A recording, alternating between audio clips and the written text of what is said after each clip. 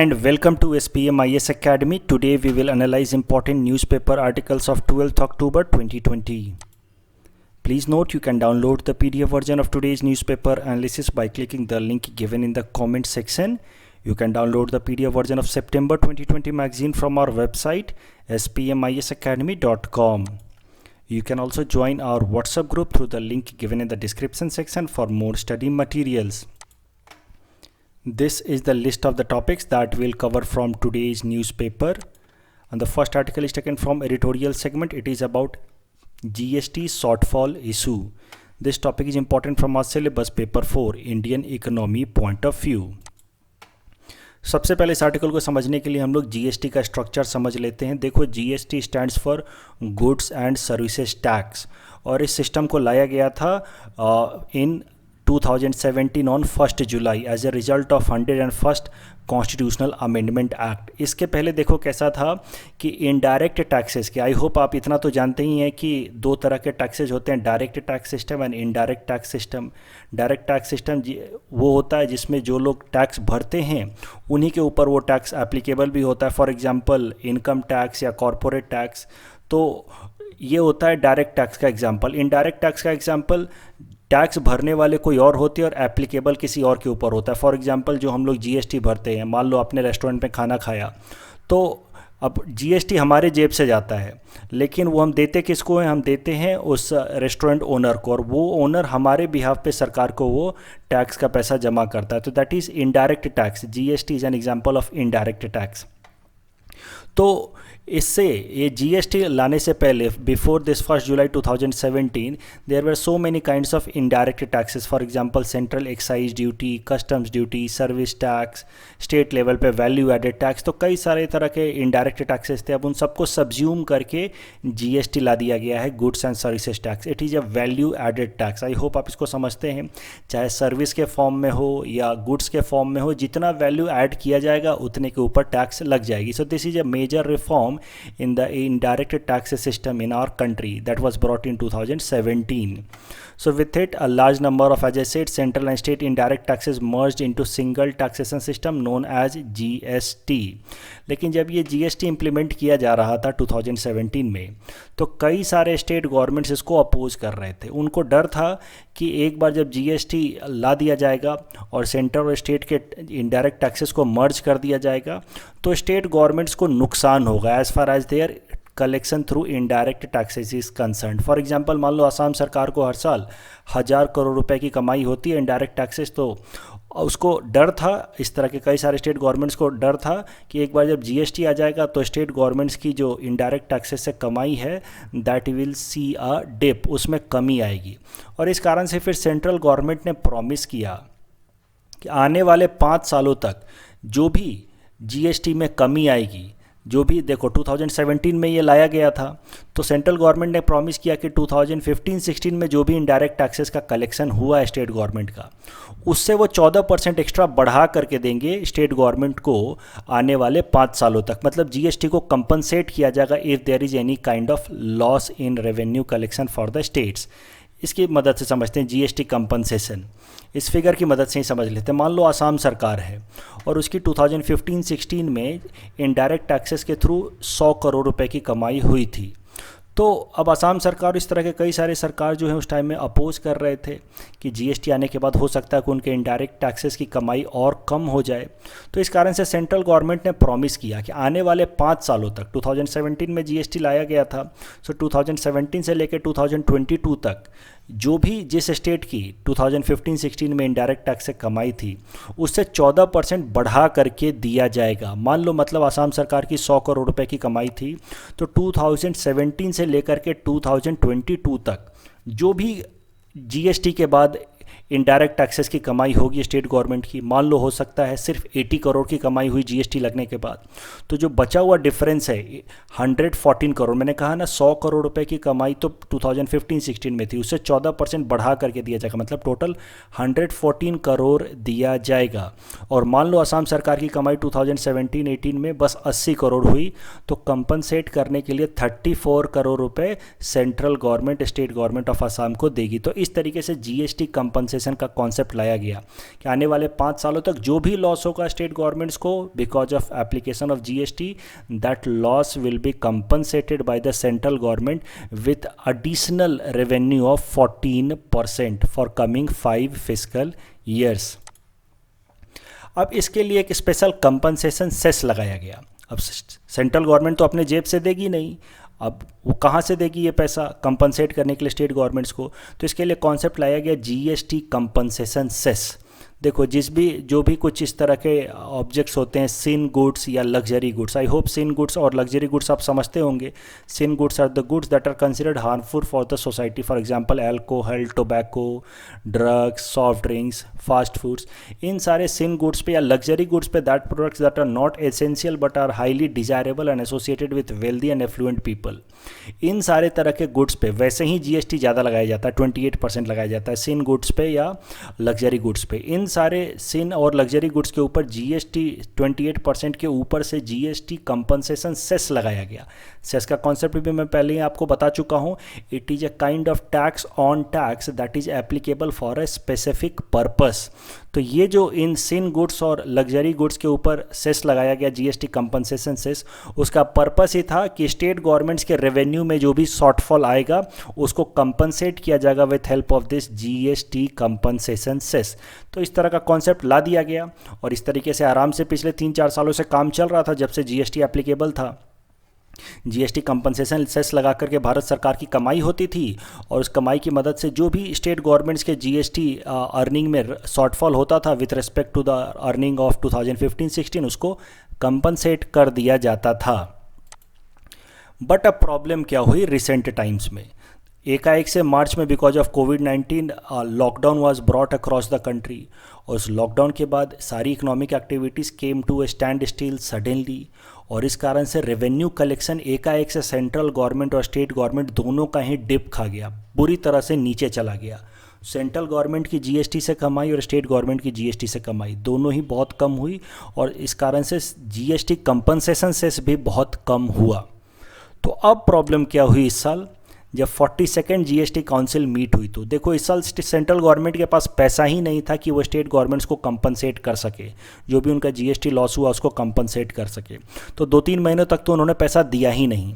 Finally जब 27 अगस्त 2020 को meeting हुई, द 42nd जीएसटी काउंसिल की मीटिंग हुई, तो उसमें फिर सेंट्रल गवर्नमेंट ने कुछ डाटा रिलीज़ किया और सेंट्रल गवर्नमेंट ने बताया कि देखो टोटल जो शॉर्टफॉल हुआ है रेवेन्यू का, टोटल जो इस साल जीएसटी में रेवेन्यू की कमी होने वाली है दैट इज़ 2,35,000 करोड़ और ये 2,35,000 करोड़ की जो कमी होने वाली है जीएसटी की अर्निंग में फॉर द फिजिकल ईयर 2020-21, उसमें से because of GST itself the loss will be of 97,000 crore. मतलब समझो इस बात को कि इस साल इनडायरेक्ट टैक्सेस की कमाई में कमी होने वाली है 2,35,000 करोड़ की और इसमें ये जो 2,35,000 करोड़ की कमी है इसमें से जीएसटी लाने के कारण जो कमी आएगी that is because of 97,000 crore. जैसे मैंने आपको पहले बताया कि 2015-16 में जीएसटी जब नहीं था तो जो टैक्सेस के कलेक्शन होते थे वो टैक्स के लेवल पे अगर कंपेयर किया जाए तो इस साल अगर जीएसटी नहीं होता तो 97,000 करोड़ एक्स्ट्रा कमाई होती, but because of GST 97,000 crore का लॉस है, ऐसा सेंट्रल गवर्नमेंट ने बताया। जबकि कोविड-19 के कारण 1,38,000 लाख करोड़ का लॉस है, 1.38 लाख करोड़ का लॉस है। दिस इज बिकॉज ऑफ कोविड-19, ऐसा सेंट्रल गवर्नमेंट ने सेग्रीगेशन किया। तो आपको पहले ही पता है कि जीएसटी लाने के कारण जो लॉस होगा वही कंपनसेट करेगी सेंट्रल गवर्नमेंट, ऐसा उसने प्रॉमिस किया था। कोई इस तरह की एक्स्ट्रा ऑर्डिनरी सिचुएशंस आ जाए इसके लिए तो कोई प्रॉमिस था नहीं। सो सेंट्रल गवर्नमेंट ने बोला कि देखो इस साल टोटल लॉस होने वाला है 2,35,000 करोड़, इसमें से जीएसटी लाने के कारण ये लॉस हो रहा है, ये तो कोविड-19 के कारण हुआ है and this covid is act of God, ऐसा हमारे फाइनेंस मिनिस्टर निर्मला सीतारमण जी ने कहा। और ये कह के उन्होंने कहा कि ये जो लॉस हो रहा है बिकॉज ऑफ कोविड-19 ये तो हम कंपनसेट नहीं करेंगे। The central government refuse to compensate this amount that was lost due to कोविड-19। अब ये डिफरेंस सेग्रीगेशन उनको कहाँ से मिला कि ये जो लॉस हो रहा है टोटल इनडायरेक्ट टैक्स कलेक्शन उसमें से कितना कोविड-19 के कारण हो रहा है, कितना जीएसटी के कारण हो रहा है, ये उन्होंने बताया नहीं। उन्होंने बस कह दिया कि ये जो लॉस हुआ दिस इज बिकॉज ऑफ कोविड-19 and we can not compensate this, this is act of God, this is not because of GST. ये जो दूसरा वाला लॉस है 97,000 करोड़ का, हाँ ये जीएसटी के कारण जरूर है, और इसको हमने प्रॉमिस किया था कि जीएसटी के कारण लाने के कारण जो भी इनडायरेक्ट टैक्सेस में लॉस होगा उसको सेंट्रल गवर्नमेंट कंपनसेट करेगी, और इस कारण से central government has agreed to compensate this. तो ये 97,000 करोड़ को हम कंपनसेट करेंगे, ऐसा सेंट्रल गवर्नमेंट ने कहा। उसमें भी उन्होंने कहा कि इसको हम लोग अभी के अभी कंपनसेट नहीं कर सकते क्योंकि हमारे पास भी फंड का क्राइसिस है, सेंट्रल गवर्नमेंट के पास भी पैसा नहीं है, तो ये पैसा हम देंगे लेकिन अभी नहीं, फ्यूचर में देंगे, ऐसा सेंट्रल गवर्नमेंट ने कहा। और अभी के लिए the state governments can borrow from RBI, तो अभी अगर पैसा चाहिए स्टेट गवर्नमेंट्स को तो they can borrow from RBI, और ये पैसा बाद में इस स्टेट गवर्नमेंट्स को रिटर्न करना होगा आरबीआई को, और सेंट्रल गवर्नमेंट इस पैसे पे जो इंटरेस्ट लगेगा उस इंटरेस्ट अमाउंट को वापस कर देगी, पे कर देगी to RBI after 2022 through compensation cess collected on sin goods and luxury goods.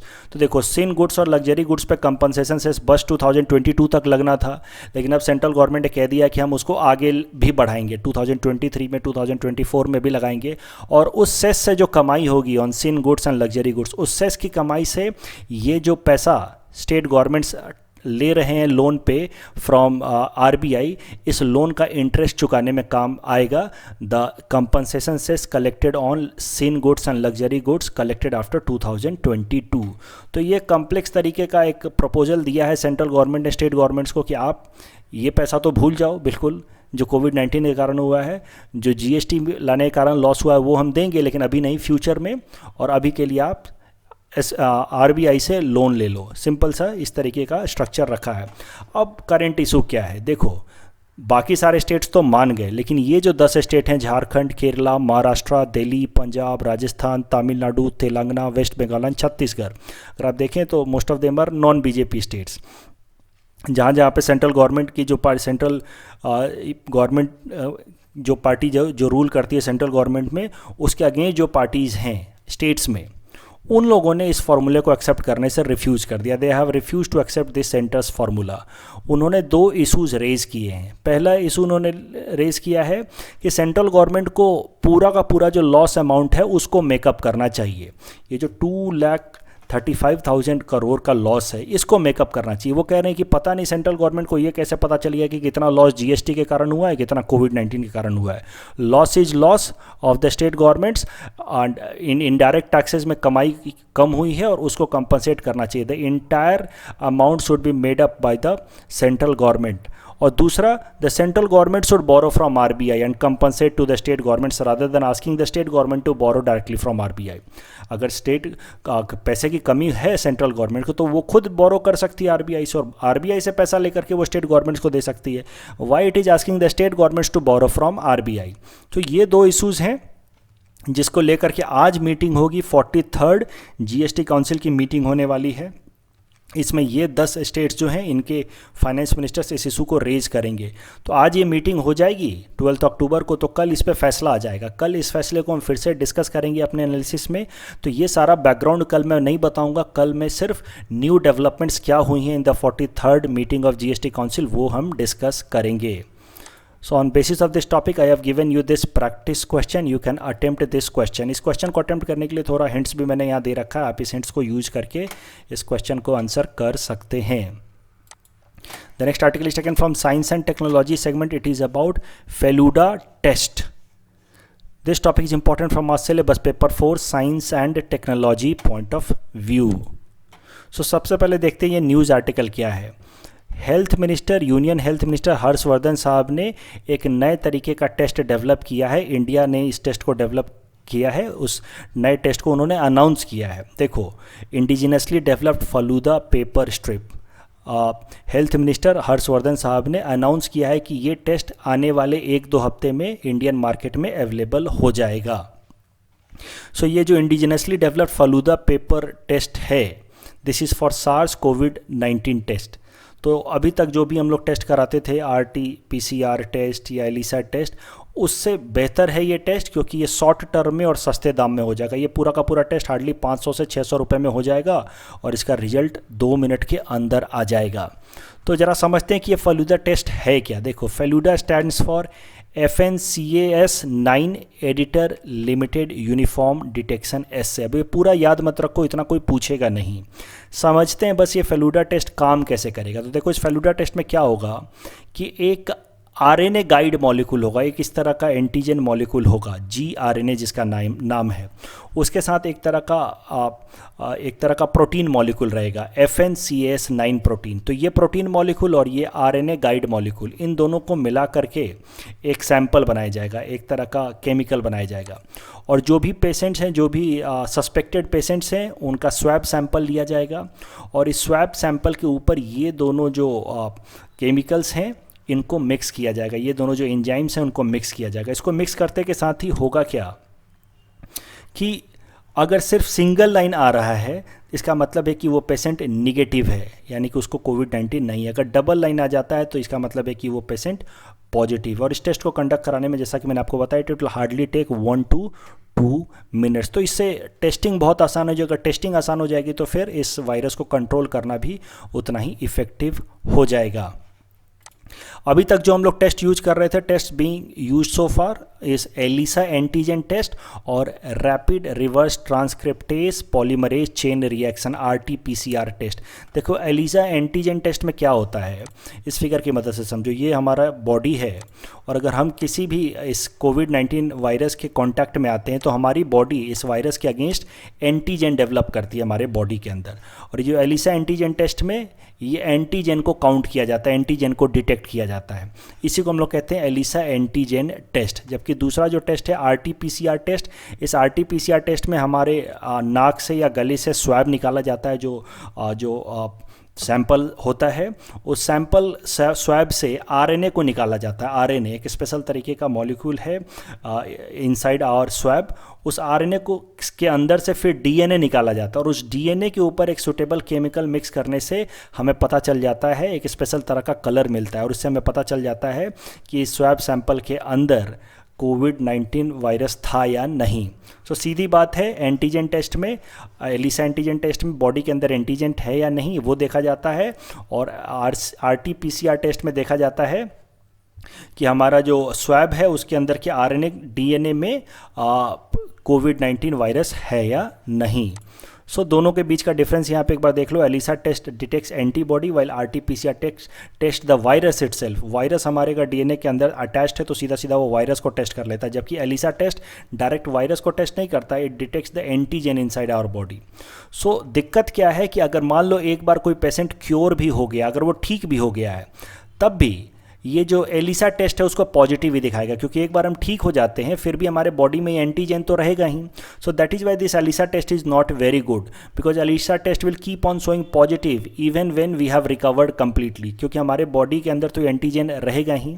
जबकि RT-PCR टेस्ट सही है इस मामले में कि एक बार हम पूरी तरह से रिकवर जब कर जाते हैं तो फिर, और एक बार जब हमारे बॉडी के अंदर कोविड-19 वायरस नहीं रहता है तो इट स्टार्ट्स शोइंग निगेटिव। तो इस तरह के सवाल आने वाले PT एग्जाम में पूछे जा सकते हैं। Once a positive in ELISA test, it always will remain positive since it detects antigen. While in RT-PCR, it can be positive. Later on, once COVID-19 virus is over from our body, it becomes negative. इस पूरे topic के basis पर हमने आपको यहाँ पे practice question दे रखा है. You can attempt this question and you can submit the answer in the comment section. The next article is taken from national segment. It is about Swamitwa scheme. This topic is important from our syllabus paper 3 governance point of view. So देखते हैं what is Swamitwa scheme. देखो, Swamitwa stands for Survey of Villages and Mapping and Improvised Technology in Village Areas. इस scheme में होगा क्या कि drones की मदद से, आपको पता है कि अनमैन्ड एयर्ड व्हीकल्स होते हैं ड्रोन्स, उनकी मदद से इमेजेस खींचे जा सकते हैं ज़मीन की। आपने आईपीएल मैच के दौरान भी देखा होगा, ड्रोन्स होते रहते हैं, ड्रोन्स कैमराज, तो इसी तरह का ड्रोन कैमरा इस्तेमाल किया जाएगा और उसको विलेजेज के ऊपर उस कैमरे का इस्तेमाल करके विलेजेज की इमेज निकाली जाएगी, डिजिटल इमेज निकाली जाएगी और उस डिजिटल इमेज में फिर डिमार्केट किया जाएगा कि कौन सा लैंड किसको बिलोंग करता है। So latest survey technology drones will be used in the inhabited land areas in the village, and it will be conducted in collaboration with Survey of India, State Revenue Department and State Panchayati Raj Department under Ministry of Panchayati Raj, and these drones will draw a digital map of every property falling in the geographical limit of each Indian village। तो पूरा एक image निकाला जाएगा और कौन सा land किसको belong करता है उसका एक डिजिटल डाटा मेंटेन किया जाएगा और उसके बिहाफ पे फिर एक प्रॉपर्टी कार्ड बना करके लोगों को, रेस्पेक्टिव ओनर्स को दिया जाएगा कि ये ज़मीन आपकी है और इसका बिल्कुल आधार कार्ड की तरह ये ज़मीन आपकी और इसका ओनर आप हैं, उसका प्रूफ ये कार्ड रहेगा। तो देखो स्वामित्व स्कीम के क्या क्या फ़ायदे हो सकते हैं वो देख लो। It helps to map rural inhabited lands using drones and latest survey methods. तो सरकार को अब एग्जैक्टली पता चल जाएगा कि कौन कौन सा लैंड है और वो लैंड का ओनर कौन कौन है। So it will help in stream land planning and revenue collection. अभी बहुत सारा ऐसा रेवेन्यू कलेक्शन हो ही नहीं पाता, सरकार को पता ही नहीं चलता कि ये लैंड किसकी है और इसका टैक्स कौन भरेगा। It will open up venues for applying for loans. तो एक बार जब लोगों को प्रॉपर स्वामित्व कार्ड मिल जाएगा जिससे उनको पता चल जाएगा कि ये जो रूरल लैंड है ये उसको बिलोंग करता है पर्टिकुलरली, तो फिर उस कार्ड की मदद से वो जाकर के आराम से बैंक से लोन भी ले सकते हैं। अभी दिक्कत क्या है, फार्मर्स के पास प्रॉपर डॉक्यूमेंट्स नहीं होते हैं उनके ज़मीन की। ज़मीन तो है, वहाँ पे खेती तो कर रहे हैं but still they do not have proper documents. इस कारण से वो ज़मीन के बिहाफ पे लोन भी नहीं ले पाते हैं। But now they can take loans by using these Swamitva card और most of the disputes related to property will be settled. आपको पता ही है गांव में ज़मीन को लेकर के कितना डिस्प्यूट होता है, ये सारा डिस्प्यूट भी रिजॉल्व हो जाएगा विथ हेल्प ऑफ दिस स्वामित्व कार्ड स्कीम। उसके अलावा एक और स्कीम लॉन्च किया है भारत सरकार ने जिसका नाम है ई ग्राम स्वराज। ई ग्राम स्वराज में अब कैसा है, ग्रामीण लेवल पे जो पंचायत लेवल पे जो भी इनिशिएटिव्स लिए जाएंगे उन सब का डिजिटल रिकॉर्ड मेंटेन किया जाएगा in order to ensure accountability. तो इससे करप्शन कम होगा और ओवरऑल जो भी प्रोजेक्ट्स हैं it will be completed in time bound fashion. In our segment most probable topics for upcoming APSC, today we'll cover topic number 97 to 99. Topic number 97 is about Purnima Devi Burman. Purnima Devi Burman is known for her involvement in conservation of greater adjutant stork bird locally, which is known as Hargila bird. She created a group of women from village known as Hargila Army to promote awareness against hunting of this bird. ये जो greater adjutant stork bird है, it is mostly found in Assam, but some of them are found in Bihar as well. 2/3 of the world's population of this Hargila bird is found in Assam itself, and it is listed as endangered in IUCN Red Data book. Please attempt this question that is based on topic number 97. Topic number 98 is about Gandhi Solar Park and Gandhi Peace Garden. The Prime Minister of India has inaugurated the Gandhi Solar Park and Gandhi Peace Garden at the headquarters of United Nations, that is in the New York, US. Gandhi Solar Park, under it, India has gifted solar panels that have been installed on the roof of UN headquarters. One panel each for every 193 United States member. तो United Nations के अंदर total 193 member countries है और हर एक member countries को dedicate करते हुए India ने एक एक सोलर पैनल दिया है, कंट्रीब्यूट किया है to United Nations under this Gandhi solar park. दूसरा है Gandhi peace garden. Under this initiative India will plant 150 trees in the New York campus of United Nations. Please attempt this question that is based on topic number 98. Topic number 99 is about Kopili Hydro Power Project. It is 275 megawatt hydropower project on Kopili River. It is on Kopili Dam near Umrangso of Dima Hasao district. It is operated by NEPCO, which is a Mini Ratna company of central government. 60% of northeast power installed capacity comes from NEPCO. ये Kopili Hydro Power Project news में था पिछले साल because N explosion had happened on it because of rat hole mining practised in the Meghalayan hills. Please attempt this question that is based on topic number 99. This is the answer of question number 94 to 96 that we had given in yesterday's newspaper analysis. Today's question can be attempted by students and you can submit the answer in the comment section. We will be sharing answer of these questions in tomorrow's newspaper analysis. Let us see the answer of practice question that we are given in yesterday's newspaper analysis. Regarding first question, the first statement was European Parliament is unicameral. The statement is wrong. It is bicameral, and it's not US but China which is the largest emitter of greenhouse gases. So the correct answer will be option D. The second question was regarding Periyar and Vagai River. Periyar, as you all know, we had discussed yesterday, it drains into Arabian Sea, while Vagai River, we had seen the map, it drains into Bay of Bengal. So both statements are wrong again, and the correct answer will be option D. That's all from our side for today. Thanks for watching.